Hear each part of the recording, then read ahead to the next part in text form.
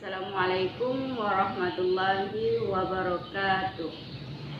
Anak-anak ibu yang ibu sayangi, apa kabarnya hari ini?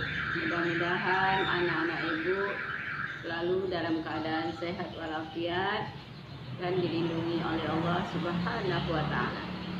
Anak-anak ibu yang ibu sayangi, hari ini kita melanjutkan pembelajaran kita.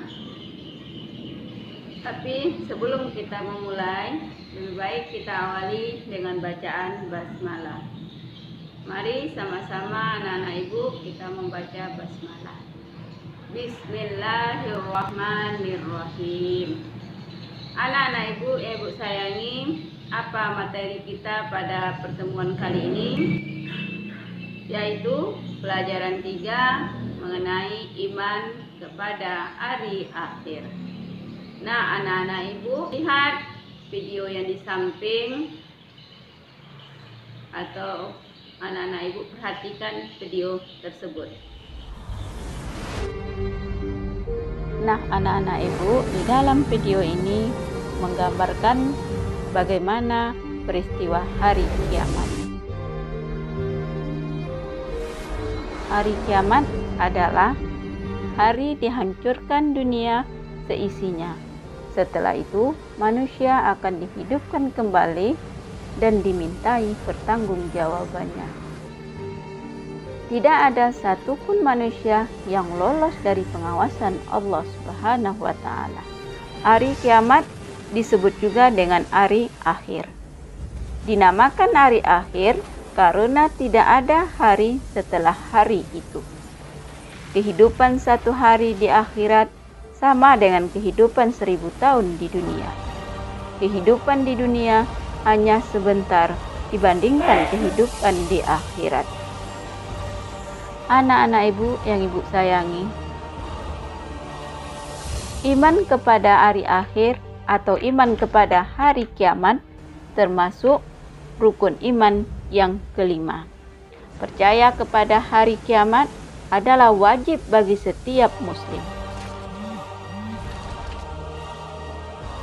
Anak-anak ibu yang ibu sayangi, iman kepada hari kiamat berarti kita meyakini dengan pasti bahwa hari kiamat pasti akan terjadi tanpa meragukannya sedikit pun.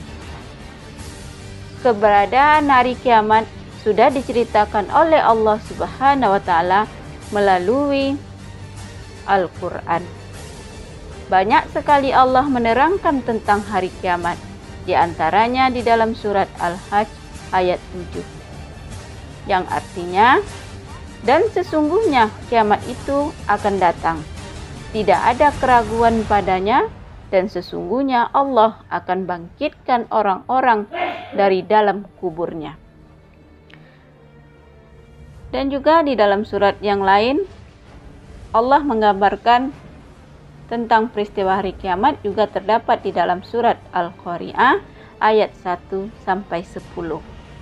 Anak-anak ibu yang ibu sayangi,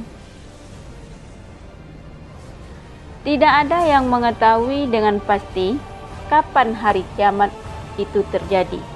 Rasulullah Shallallahu Alaihi Wasallam ketika ditanya oleh para sahabat, kapan kiamat itu terjadi ya Rasulullah?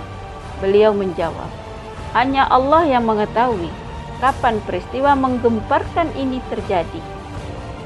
Meskipun demikian, Rasulullah Shallallahu Alaihi Wasallam telah memberikan tanda-tandanya bahwa hari kiamat sudah dekat. Tanda-tanda hari kiamat itu menjadi dua. Ada tanda hari kiamat kecil dan ada tanda hari kiamat besar. Tanda kiamat kecil dimulai dari sejak diutusnya Nabi Muhammad Sallallahu Alaihi Wasallam. Sedangkan tanda kiamat besar dimulai dari terbitnya matahari dari sebelah barat. Tanda kiamat kecil berfungsi sebagai peringatan agar manusia segera bertaubat. Sedangkan tanda kiamat besar adalah tanda ditutupnya pintu taubat.